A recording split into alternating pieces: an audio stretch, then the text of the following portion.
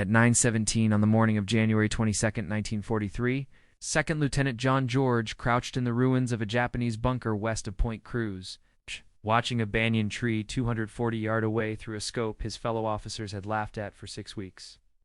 27 years old, Illinois state champion, 0 confirmed kills. The Japanese had 11 snipers operating in the Point Cruz groves, and in the past 72 hours, they had killed 14 men from the 132nd Infantry Regiment. George's commanding officer had called his rifle a toy. The other platoon leaders called it his mail-order sweetheart. When he had unpacked the Winchester Model 70 with its Lyman Alaskan scope in Griffin and Howe Mount at Camp Forest in Tennessee, the armorer wanted to know if this was meant for deer or Germans. George explained it was for the Japanese. Shipped out before the rifle arrived, George spent the voyage to Guadalcanal, watching other men clean their Garands while his own weapon sat in a warehouse in Illinois. He requested it be forwarded through military mail. 6 weeks later, in late December of 1942, a supply sergeant handed him a wooden crate marked Fragile. Inside was the rifle he had saved 2 years of National Guard pay to buy. The rifle weighed 9 pounds. The scope added another 12.0. The Garand issued to every other man in his battalion weighed 9-12 pounds with no magnification. George's rifle was Boltic action, 5 rounds. The Garand was semi-automatic, 8 rounds. Captain Morris ordered him to leave the sporting rifle in his tent and carry a real weapon. George carried it anyway. The 132nd Infantry had relieved the Marines on Guadalcanal in late December of 1942. The Marines had been fighting since August. They had taken Henderson Field. They had held it. But they had not taken Mount Austin. And they had not cleared the Japanese from the coastal groves west of the Matanako River. Mount Austin stood 1,514 feet tall. The Japanese called it the Goi. 500 men, 47 bunkers. George's battalion attacked on December 17th. They fought for 16 days. They lost 34 men killed and 279 wounded before they finally took the western slope on January 2nd. By then, George had fired his Winchester exactly 0 times in combat. The jungle around Point Cruz was different. No bunkers, no fixed positions. Just Japanese soldiers who had retreated west from Henderson Field and dug into the massive trees. Some of those soldiers were snipers. They had scoped Arisaka Type 98s. They knew the jungle. They knew how to wait. On January 19th, a sniper killed Corporal Davis while he was filling cantons at a creek. On January 20th, another sniper killed 2 men from L Company during a patrol. On January 21st, 3 more men died. One of them was shot through the neck. From a tree the patrol had walked past twice. The battalion commander summoned George that night. The Japanese snipers were killing his men faster than malaria. He needed someone who could shoot. He wanted to know if that mail-order rifle could actually hit anything. George explained his credentials. Illinois State Championship at 100 yards in 1939. 23 years old at the time. Youngest winner in the state's history. 6 in groups at 600 yards with iron sights with the Lyman Alaskan 5 rounds inside 4 and at 300 yards. The commander gave him until morning to prove it. If you want to see how George's civilian rifle performed against Japanese snipers trained for jungle warfare, please hit that like button. It helps us share more forgotten stories like this. Please subscribe if you haven't already. Back to George. George spent the night checking his rifle. The Winchester had been packed in cosmoline for the ocean voyage. He cleaned it again. He checked the scope mounts. He loaded 5 rounds of 306 hunting ammunition he had packed in Tennessee, military ball ammo, the same cartridge the Garand, fired. At dawn on January 22nd, George moved into position in the ruins of a Japanese bunker his battalion had captured 3 days earlier. The bunker overlooked the coconut groves west of Point Cruz. Intelligence said the Japanese snipers operated from the large trees in that area, banyan trees. Some of them reached 90 feet tall, with trunks 8 feet thick. A sniper could climb one of those trees before dawn and sit there all day without being seen. George had brought no spotter, no radio man, just his rifle and a canteen and 60 rounds of ammunition in stripper clips. He settled into the bunker and began to watch the trees through his scope. The Lyman Alaskan had 2.5 power magnification. Not much, but enough to see movement in the branches that the naked eye would miss. The jungle was never silent. Birds, insects, the distant sound of artillery. George had learned to filter out the noise and focus on movement. He glassed the tree slowly, left to right, top to bottom. At 917, he saw it. A branch moved. No wind, just a small shift. 87 feet up in a banyan tree, 240 yards away, George watched. The branch moved again. Then he saw the shape. A man, dark clothing, positioned in a fork where 3 branches met. The Japanese sniper was facing east, watching the trail where George's battalion had been moving supplies. George adjusted his scope to clicks right for wind. He controlled his breathing. The Winchester's trigger was glass smooth, 32 pounds. He had spent hours adjusting it at Camp Perry before the war. Now he would find out if a civilian target rifle could kill a man trained to kill him first. George squeezed the trigger. The Winchester kicked into his shoulder. The sound cracked through the jungle. 240 wide away. The Japanese sniper jerked and fell. He dropped through the branches. His body tumbled 90 feet and hit the ground near the base of the banyan tree. George worked the bolt. The empty cartridge ejected. He chambered another round. He kept his scope on the tree, waited for movement. Nothing. The sniper's partner would be close. Japanese snipers worked in pairs, 1 shooter, 1 spotter. If George had just killed the shooter, the spotter was somewhere in that tree, or in the trees nearby. George scanned the surrounding banyans. The scope's 2 1/2 power magnification forced him to search slowly. Each tree could hide multiple men. The jungle canopy created shadows that made shapes impossible to distinguish. Without careful observation, at 9:43, he found the second sniper. Different tree, 60 yards north of the first. This one was lower, maybe 50 feet up. The Japanese soldier was moving down the trunk, retreating. He had heard the shot and knew his position was compromised. Aimed, led the movement, fired. The second sniper fell backwards off the tree. His rifle clattered through the branches ahead of him. Both hit the jungle floor within seconds of each other. 2 shots, 2 kills. George reloaded his Winchester from a stripper clip. His hands were steady. His breathing was controlled. This was no different than shooting at Camp Perry, except the targets shot back. At 11:21, a Japanese bullet struck the sandbag 6 in from George's head. The impact sprayed dirt into his face. He rolled left and pressed himself against the bunker wall.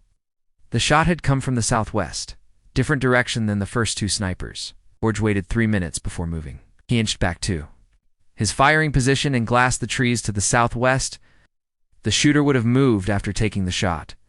That was basic sniper doctrine. Shoot and relocate. But in a jungle this dense, relocation options were limited. George found him at 11:38, 3rd tree from the left in a cluster of 5 Benay 73 feet up. The Japanese sniper had repositioned to a different branch, but remained in the same tree. A mistake. George put the crosshairs on the dark shape and fired. The 3rd sniper fell without making a sound. By noon, George had killed 5 Japanese snipers. Word spread through the battalion. Men who had mocked his mail-order rifle now asked if they could watch him work. George refused. Spectators drew attention. Attention drew fire. The Japanese snipers adapted after the 5th kill. They stopped moving during daylight. George spent the afternoon glassing trees and seeing nothing. At 1600 hours, he returned to battalion headquarters. Captain Morris was waiting. The mockery was gone from his voice. He wanted George back in position at dawn. January 23rd began with rain. Heavy tropical rain that turned the jungle floor into mud and made the trees invisible beyond 100 yards. George sat in the bunker and waited for the weather to clear. The rain stopped at 8:15. By 8:45, enough visibility had returned for work. George spotted the first sniper of the day at 9:12. The Japanese soldier had climbed into position during the rain. Smart. The sound of rain masked movement. This sniper had chosen a tree 290 YD out, Longer range than yesterday. Also smart. They were learning his capabilities. George compensated for distance and fired. The sniper fell. The sixth kill brought a response George had not anticipated. At 0957, Japanese mortar began hitting the area around his bunker. They had triangulated his position based on muzzle flash or sound. The first rounds landed 40 yards short. The second salvo landed 20 yards short. The third salvo would hit the bunker. George grabbed his rifle and ran. He sprinted north along the tree line and dove into a shell crater. As the third salvo hit, the bunker he had occupied moments before disappeared in explosions and flying debris. He relocated to a different position, fallen tree, 120 yards north of the destroyed bunker. The tree provided cover and a clear view of the groves. George settled in and resumed his watch. The Japanese sent more snipers that afternoon. They knew George was hunting them, okay? They were now hunting him back. The dynamic had changed. This was no longer target shooting. This was a duel. At 1423, George killed his 7th sniper. At 1541, he killed his 8th. This one had climbed high, 94 feet up a banyan tree. Good concealment, but the height created a silhouette against the sky when the sun angle changed. At 1700 hours, Captain Morris sent a runner to bring George back. George had been in position for 9 hours. Morris wanted numbers. George reported 8 confirmed kills over 2 days. 12 rounds fired, 8 kills, 4 misses, Maurice assigned. George to continue sniper operations starting at dawn on January 24th. That night, George cleaned his Winchester and considered the mathematics. 11 Japanese snipers operating in the Point Cruz groves. 8 now dead, 3 remaining. Those 3 would be the best. The ones who had survived the longest. And now they knew exactly what George looked like and exactly what rifle he carried. George loaded his Winchester with 5 fresh rounds and tried to sleep. At 0300, he gave up and sat in his tent with the rifle across his lap. The rain started again at 4:15. By 0530, it was heavy enough that dawn operations would be delayed. George used the time to move to a new position. Not the bunker, not the fallen tree. Somewhere the Japanese would not expect. Chose a spot 70 yards south of his previous position, a cluster of large rocks the Marines had used as a machine gun. Nest back in December. Position offered good cover and overlapping fields of fire into the groves. He settled in and waited for the rain to stop. At 0743, the rain slowed to a drizzle. Visibility improved. George began glassing trees. At 0817 on January 24th, he found sniper number 9. The Japanese soldier was positioned in a palm tree 190 yards out. Low, only 40 feet up. Unusual. Most snipers climbed high for better sightlines. This one had chosen concealment over elevation. The palm fronds created a natural hide that would be invisible from ground level. But George was not at ground level. He was elevated on the rocks. The angle gave him a view down into the fronds. He could see the dark shape of the sniper's shoulders and head. George aimed, controlled his breathing, began to squeeze the trigger. Then he stopped. Something was wrong. Position was too obvious, too easy. George had been hunting snipers for 3 days. He had killed 8 men. The remaining 3 would not make elementary mistakes. They would not position themselves where an elevated shooter could spot them unless it was bait. George lowered his rifle and scanned the surrounding trees. If the sniper in the palm was bait, the real shooter would be positioned to cover him, watching for anyone who took the shot. Waiting for muzzle flash, ready to return fire. George glassed the trees methodically, left to right, top to bottom. He checked every tree within 300 yards of the palm. It took 11 minutes. At 0828, he found the real threat. Banyan tree, 80 yards northwest of the palm, 91 feet up. The Japanese sniper was positioned in a perfect hide. Branches and vines concealed him from 3 sides. He had a clear line of sight to George's previous position at the fallen tree. He was waiting for George to appear there or to take a shot at the bait in the palm tree. George had 2 problems. First, the real sniper was watching the wrong location. If George fired at him, the sound would reveal George's actual position. The sniper would relocate before George could work the bolt and chamber another round. Second, if George did nothing, the sniper would eventually realize George was not at the fallen tree and begin searching for him. George decided to use the bait against them, aimed at the decoy sniper in the palm tree, adjusted for wind, fired. The decoy sniper jerked and fell from the palm.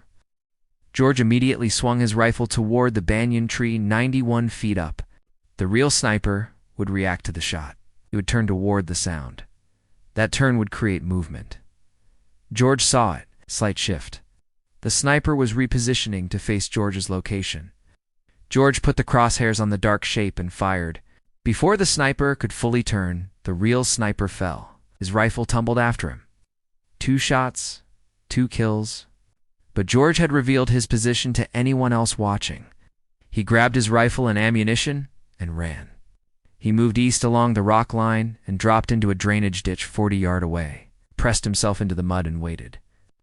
At 0834, Japanese machine gun fire raked the rocks where he had been positioned 6 seconds earlier. The bullets kicked up dust and stone fragments. The fire lasted 17 seconds. When it stopped, George counted to 60 before moving. He relocated again. This time to a position 100 yards east, a shell crater partially filled with rainwater. George settled into the crater with water up to his chest. He rested the Winchester on the crater rim and resumed glassing trees. 10 confirmed kills, 1 remaining. The 11th sniper would be the best, the smartest, the most experienced.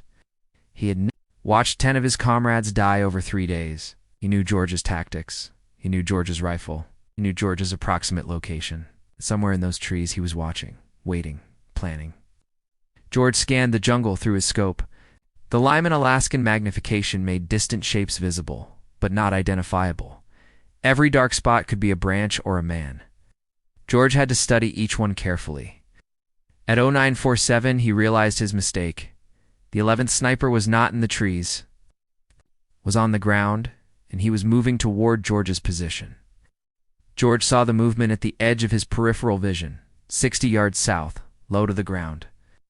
A shape moving through the undergrowth parallel to the tree line. The Japanese sniper was using the jungle floor vegetation for cover. Ferns, vines, fallen branches. He was crawling toward George's last known position at the rocks. George remained motionless in the water-filled crater. The Winchester was already shouldered.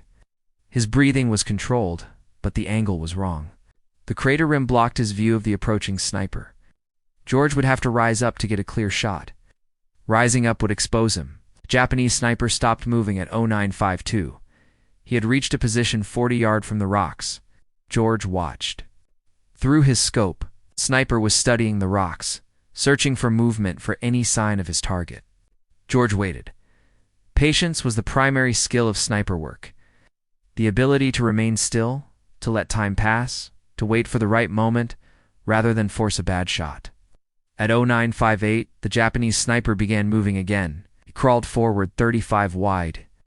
From the rocks, 30 yards, 25 yards. He was approaching from the south side, the side George had used when he evacuated under machine gun fire. George understood the tactic. The Japanese sniper had watched the machine gun attack. He knew George had moved east from the rocks. He was now working his way along the most likely escape route, hunting George the way George had been hunting him. At 10:03, the Japanese sniper reached the rocks. He moved into the machine gun nest and took up a position facing east toward the drainage ditch toward the area where George should have relocated. The sniper was now 38 yards from George's actual position in the water-filled crater, but he was facing the wrong direction. His back was exposed. George had a clear shot. Center. Mass 38 yards. An easy shot even without a scope. But George hesitated. This sniper had survived 10 days of American operations in the Point Cruz groves. He had outlived 10 other snipers, men who had been killed because they made mistakes. This man would not make mistakes. The position in the rocks was too exposed, too vulnerable. No experienced sniper would remain there for more than a few seconds. This had to be another decoy, another bake position. George kept his scope on the sniper in the rocks, but expanded his awareness to the surrounding area. If this was bait, the real threat would be positioned to cover it somewhere with line of sight to anyone who took the shot. At 10:06, George found it, a second Japanese soldier 70 yards northwest of the rocks behind a fallen tree trunk. This soldier was not moving, not repositioning, just watching, waiting. His rifle was aimed toward the drainage ditch where George should have been. Hiding, 2 men, not 1. The 11th sniper had brought support. Or perhaps these were the final 2 snipers, numbers 10 and 11, working together. George made his decision. He could not shoot both men before they reacted.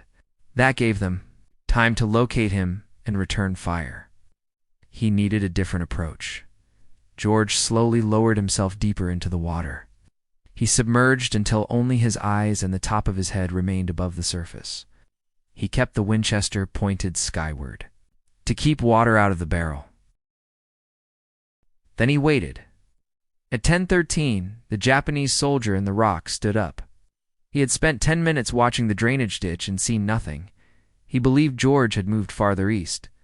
He turned and signaled to his partner behind the fallen tree.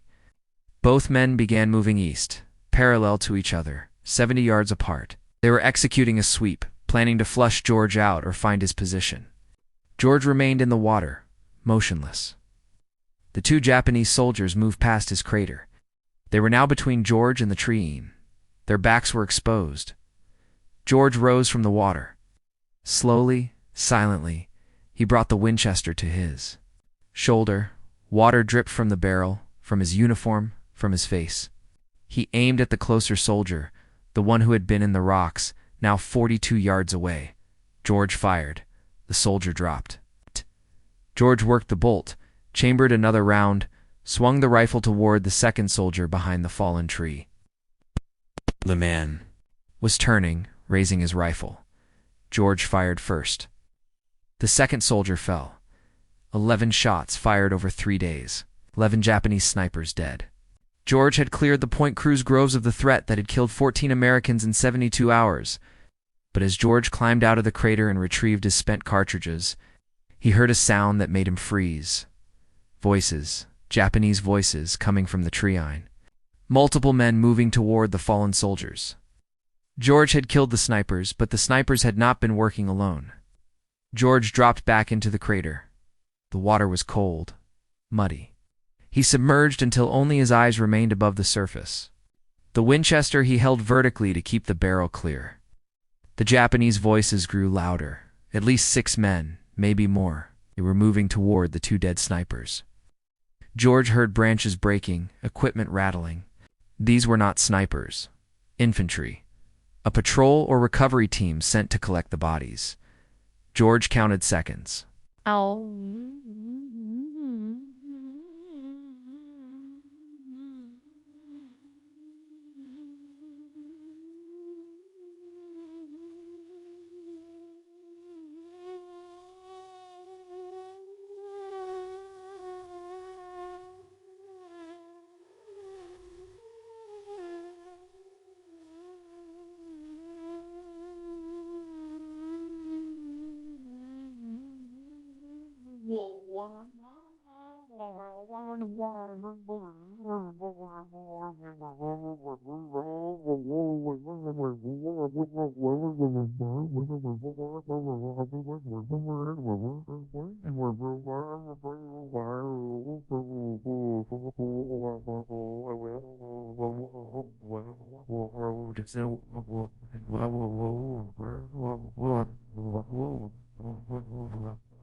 Close enough that he could hear them clearly even. Without understanding the words, and the voices moved to the second body. More conversation, urgent tones. At 10:28, the voices began moving again, not back toward the tree-line, toward George's crater. They had found his tracks.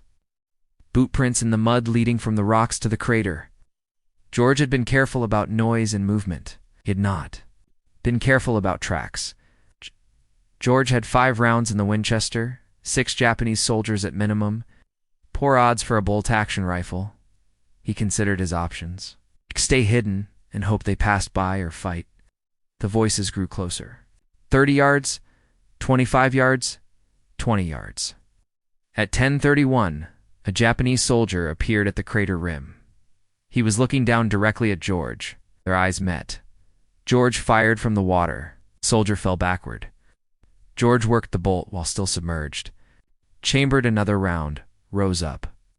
2 more soldiers were at the crater rim. George fired, worked the bolt, fired again. Both soldiers dropped. 3 rounds left. George could hear shouting. More soldiers moving toward him. He climbed out of the crater on the north side, away from the approaching voices. He ran 20 yards and dropped behind a fallen tree. Japanese rifle fire cracked through the jungle. Bullets struck the ground around the crater around the fallen tree. Soldiers were firing at movement, at sound, not at confirmed targets. Out. George stayed low. He glassed the area through a scope. Saw movement. 2 soldiers advancing toward the crater. 50 yards out, George aimed at the lead soldier. Fired. The soldier dropped. The second soldier dove for cover. 2 rounds left. George heard more voices behind him. The Japanese were flanking. One group approaching from the south, another from the east. George was about to be surrounded. He made his decision. He could not win a firefight with a bolt-action rifle against multiple soldiers with semi-automatic weapons. He needed to break. Contact, move back, toward American lines. George grabbed his rifle and ran north, sprinted through the jungle undergrowth. Vines caught his boots, branches whipped his face. Japanese rifle fire followed him. Bullets snapped past, struck trees, kicked up dirt. George ran for 90 seconds before diving into another shell crater. This one was dry. He pressed himself against the crater wall and listened. The Japanese voices were distant now. They had not pursued. They were regrouping around their dead. George checked his rifle. Mud on the stock, water still dripping from the barrel. He had 2 rounds left and no stripper clips. Clips were in his pack. The pack was somewhere near the water-filled crater. At 10:47, George began moving again, not running, walking, staying low, using the terrain for cover. He moved northeast toward the American lines. The jungle was quiet. No voices, no movement, just the sound of his own breathing and the distant rumble of artillery. At 11:13, George reached the American perimeter. A Marine sentry challenged him. George identified himself. The sentry led him through. George walked to battalion headquarters and reported to Captain Maurice. Maurice wanted a full debrief. George provided it. 11 Japanese snipers killed over 4 days. 12 rounds fired against the snipers, 11 hits, then a firefight with infantry. 3 more kills. 5 total rounds in that engagement. Morris asked about ammunition status. George was down to 2 rounds. Morris asked about the rifle. George said it was functional but needed cleaning. Mud in the action, water in the barrel. Morris told George to clean his rifle and rest. No operations tomorrow. The battalion was moving east. The Point Cruz groves were no longer a priority. The Japanese were evacuating Guadalcanal. Intelligence suggested they would complete the withdrawal within 2 weeks. George returned to his tent. He field stripped the Winchester and spent 2 hours cleaning every component, cosmoline and gun. Oil. Patches run through the barrel until they came out clean. He checked the scope mounts, adjusted the eye relief, loaded 5 fresh rounds. At 1400 hours, word came down from division headquarters. The battalion commander wanted to see George. George walked to headquarters wondering if Morris had filed a negative report. Unauthorized engagement, excessive ammunition expenditure, operating alone without support. Instead, he found Morris and 2 other officers waiting. One of them was Colonel Ferry, the regimental commander. Ferry had one question. Could George train other men to do what he had done? George said he could try, but it would require time and rifles with optics and men who could already shoot. Ferry said division had 14 Springfield rifles with unertl scopes, sniper rifles left behind by the Marines, and Ferry had 40 men in the regiment who had qualified as expert, marksmen before deployment. Ferry wanted George to create a sniper section, train the men, develop tactics, clear any remaining Japanese snipers from American operational areas. George accepted, but he had one condition. He wanted to keep his Winchester. Ferry approved the request. George kept his Winchester model. 70 the 14 Springfield rifles with unertl scopes went to the men George would train. Training began on January 27th. George had 40 men assembled at a makeshift range 2 miles east of Henderson Field. The men were expert marksmen on paper. They had qualified with iron sights at ranges up to 500 yards, but none of them had combat experience as snipers. None of them had killed a man from concealment. George started with the fundamentals: breathing control, trigger squeeze, reading. Wind. The Springfield rifles weighed 11 pounds with the unertl scopes, heavier than the Grand, heavier than George's Winchester. The weight made the rifles stable but tiring to hold for extended periods. George taught them to use any available support: rocks, logs, sandbags. The jungle rarely offered perfect shooting positions. Snipers had to adapt to terrain and create stable platforms from whatever materials were available. Range training lasted 3 days. George had the men shoot at stationary targets from 100 to 400 yards, then moving targets, then targets partially concealed by vegetation. By January 30th, 32 of the 40 men could consistently hit man-sized targets at 300 yards under field conditions. George divided them into 16 women teams, shooter and spotter. The spotter carried binoculars, and a Grand. His job was to locate targets and provide security while the shooter engaged. After each kill, the roles could switch. This kept both men proficient and prevented the single point of failure that came from relying on one shooter. On February 1st, George took 4 teams into the field. Their mission was to clear Japanese positions west of the Matanaku River. Intelligence indicated small groups of Japanese soldiers were still operating in that area. Not snipers, just infantry. Stragglers who had not yet evacuated, the 4 teams moved into position at dawn. George paired with a spotter named Corporal Hayes. They set up on high ground overlooking a trail the Japanese had been using for resupply. At 0720, a Japanese soldier appeared on the trail. Hayes confirmed the target through binoculars. George fired. The soldier dropped.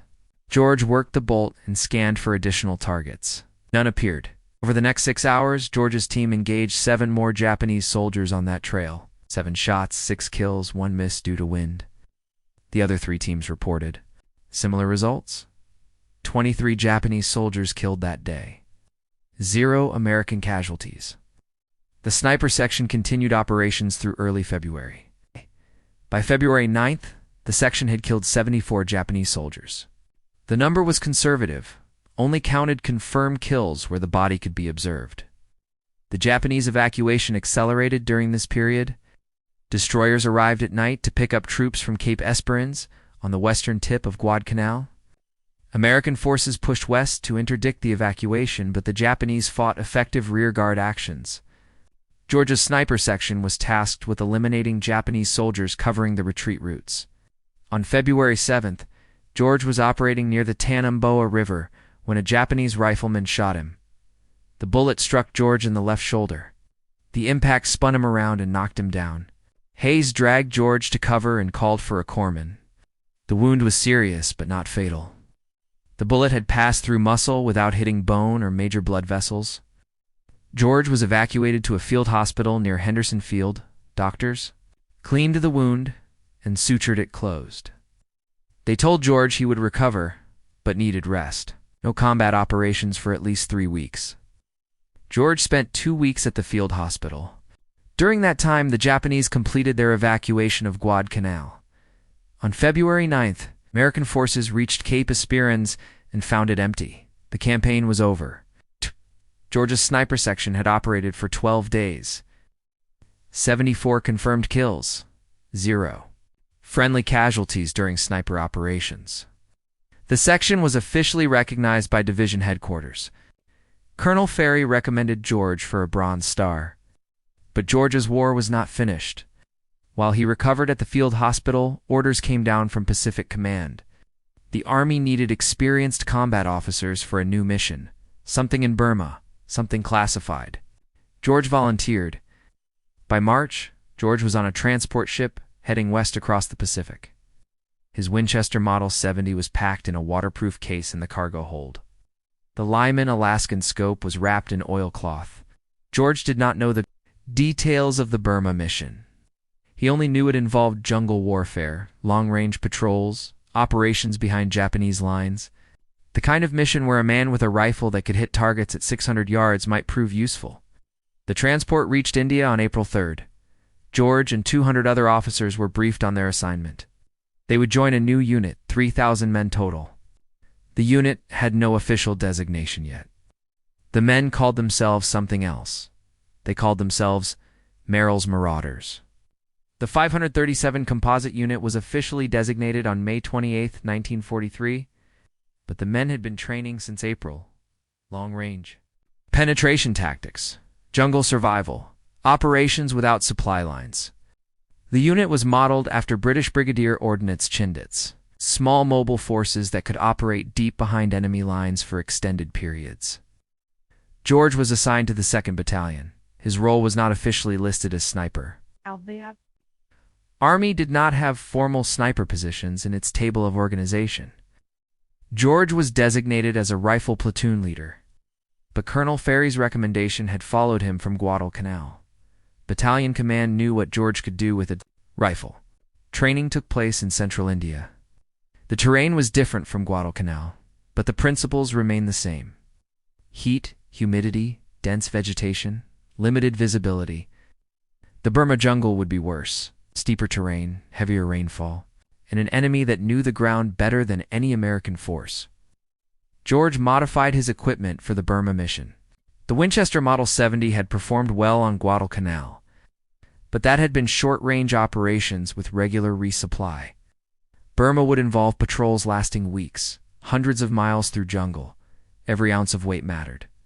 George removed the Lyman Alaskan scope and replaced it with a lighter Weaver 330. The Weaver had the same 2 1/2 power magnification, but weighed 80 less. He also replaced the wooden stock with a lighter synthetic version. The modifications reduced the rifle's weight from 9 pounds 12 ounces to 8 pounds 14 ounces. Not much, but over a 2 patrol carrying 60 pounds of equipment, every ounce mattered. The Marauders entered Burma in February of 1944. Their mission was to advance through northern Burma and capture the Mitkaina airfield.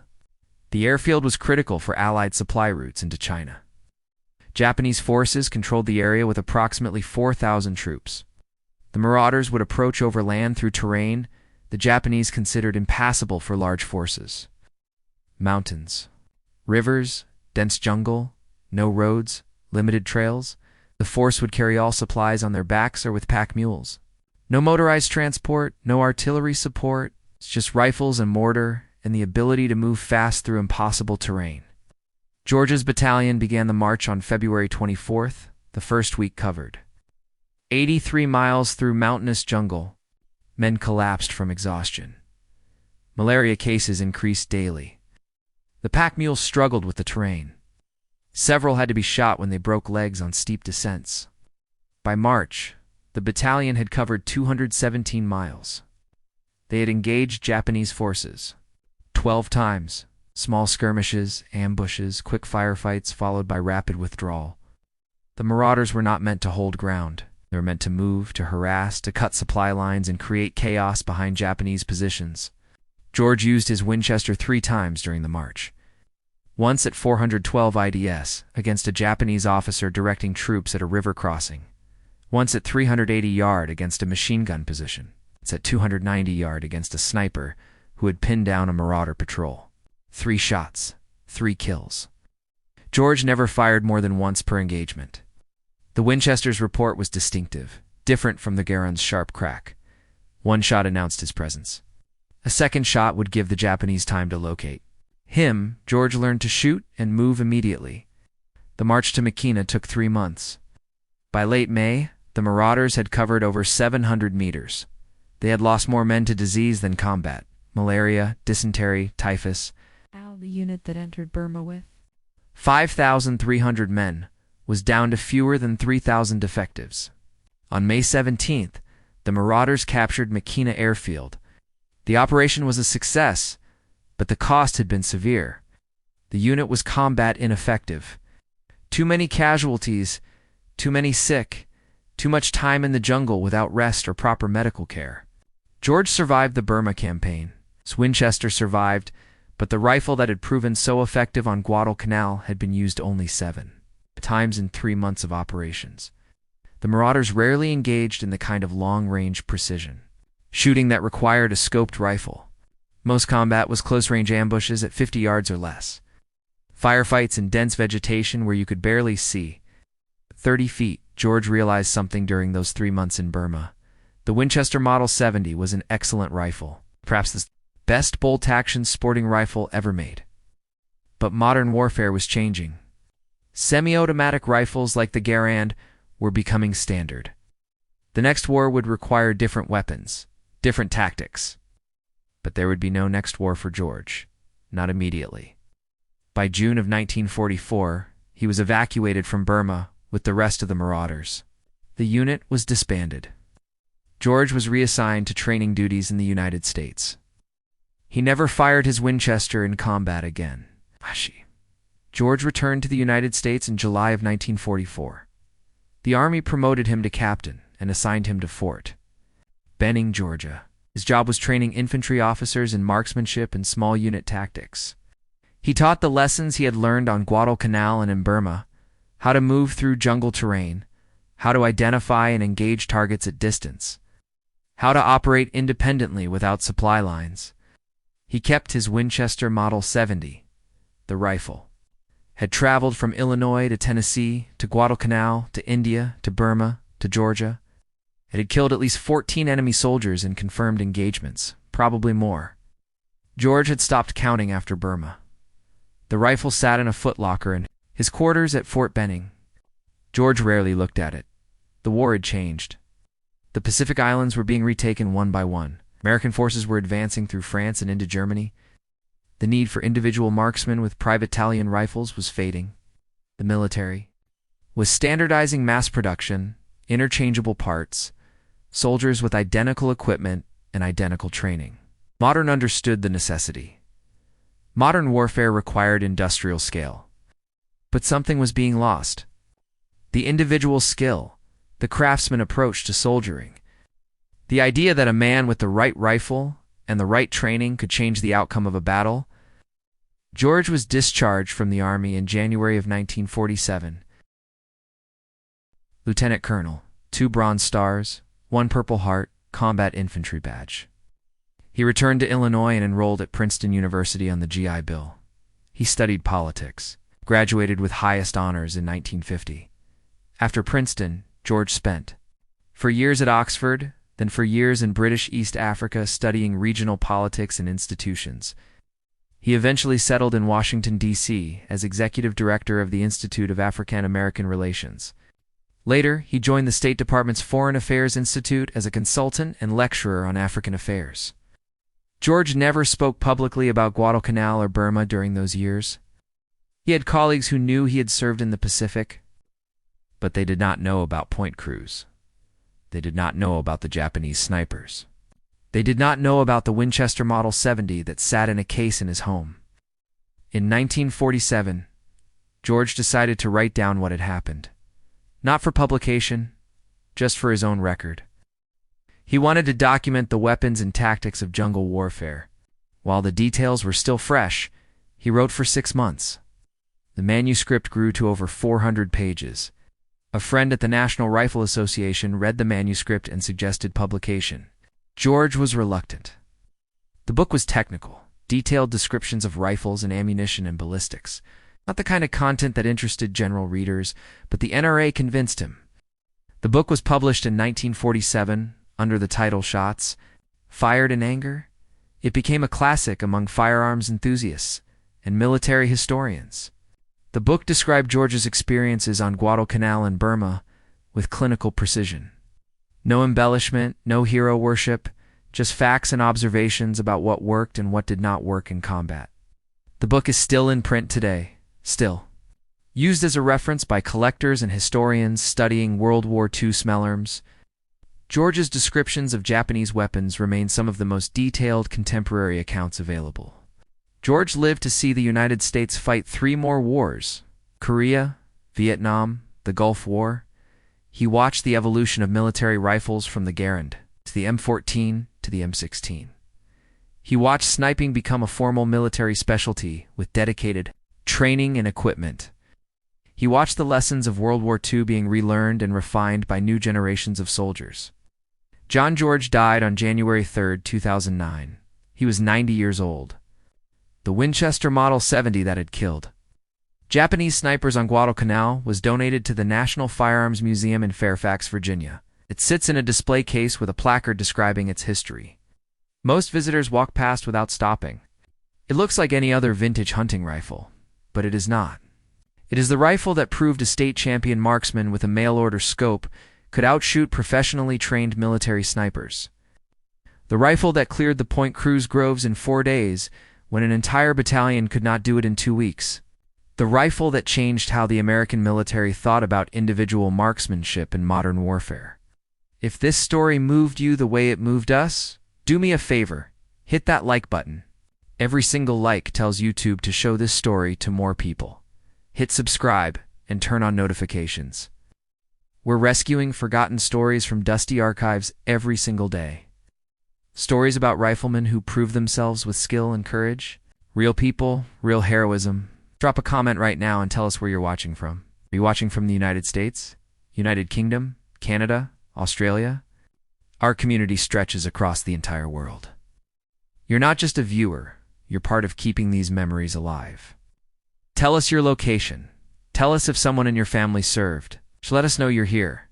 Thank you for watching, and thank you for making sure John George doesn't disappear into silence. These men deserve to be remembered, and you're helping make that.